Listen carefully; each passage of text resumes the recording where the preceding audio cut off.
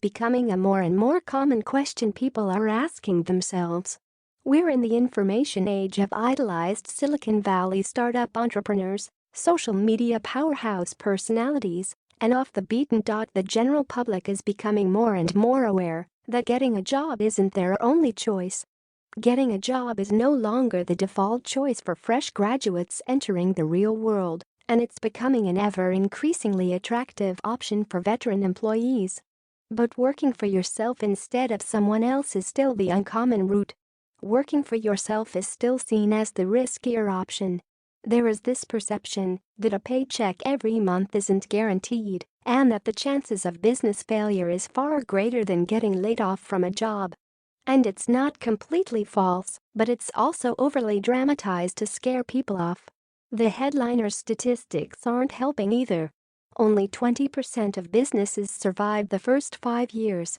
That's the popular statistic people like to throw at you. But how well does this statistic represent the whole picture of entrepreneurship? I'm going to argue, not so well. That famous statistic encompasses every possible type of business in every industry and market. You can imagine the success rate of a brick-and-mortar toy store in an aging neighborhood compared to a hot dog stand at a tourist attraction. The statistic is also horribly outdated. The statistic was from the early 2000s, where e-commerce was still in its infancy and small business financing was limited to traditional banks. The number one reason for business failure is insufficient cash flow, and banks used to never favor small businesses. Especially if you're a first-time entrepreneur, but now with crowdfunding and low-cost e-commerce business models, cash flow isn't as big of a problem anymore. Another thing to note is that many business owners sell off and move on from their business before year 5. Many serial entrepreneurs start businesses with a clear exit plan in mind. That exit plan is often to cash out. The reality is many small businesses are able to fulfill their intended purposes for the business owner. But that's not to say working for yourself is completely risk-free. I'm just saying it's no more than working for someone else. We have deeply ingrained cognitive biases that support employment over entrepreneurship. Our exposure from a young age is heavily skewed towards working for someone and becoming an employee. Massive difference between risk and risky. Our parents are statistically more likely to be employees themselves. Almost everyone we know in real life will also be employees. Our education systems are built with the sole purpose of preparing the youth to get jobs. So although more people are thinking about this big question, should I work for myself or for someone else, not many actually decide to work for themselves. Even when the average person will get laid off 3 times in their entire career. Even when more and more Fortune 500 companies are making mass layoffs to cut costs. Even when job security is so heavily linked to the health of the economy. And economies are increasingly turbulent with the increase of information transparency. People are still choosing employment because it's familiar to most of us. That inherently makes us think it's safe. It's not. In fact, I fell into this cognitive bias myself, but in the opposite direction. My parents retired early from being serial entrepreneurs. Most of the adults in my life, while growing up, were also business owners, and the amount of people that had careers or a job were actually the minority. I grew up thinking entrepreneurship was the default choice. I saw businesses fail just as how others saw people get laid off, but I also had far more examples of business success. Extreme success, actually.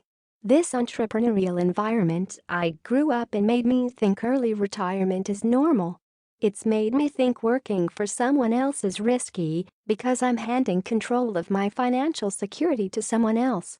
It has made me think that if I'm going to work hard, I want to reap the bigger share of the benefits. So I started working for myself right after university. A lovely view of Sydney Bridge from a month ago. Has the decision been risky? My honest answer is no. There's been moments of doubt, challenging periods of time and many failures, but the decision hasn't been risky at all. I've successfully created 6 different streams of income for myself, 4 of which are passive income that gives me time freedom over my life. I didn't start elaborate businesses with financing from a bank nor from friends and family. I didn't start a business in industries my parents or other close family friends could have mentored me in. I didn't even start a business with much or a business plan. And I still created a better financial situation for myself compared to most employees. I managed to do this by minimizing the most common problems businesses face. I chose businesses that required little setup capital. I chose an industry and market that was already developed and proven. I also chose a business that had a relative small learning curve. All of this helped me find success against all odds. Kindle publishing is the best business to start for absolute beginners. Just as people choose to major in areas that provide better paying jobs in industries with high demand and low supply. I did the same thing, but for entrepreneurship instead of employment. By now you should understand the answer to whether you should work for yourself or for work someone else isn't a matter of which is riskier. Instead, it's a question of how much control do you want over your life.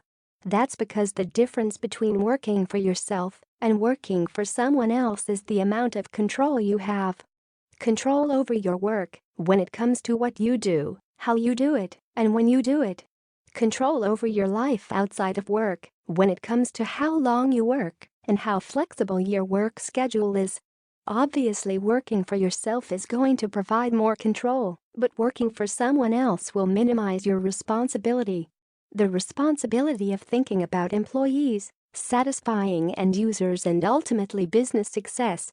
So I suppose at the end of the day, work for someone if you're not comfortable with the idea of being responsible for your livelihood.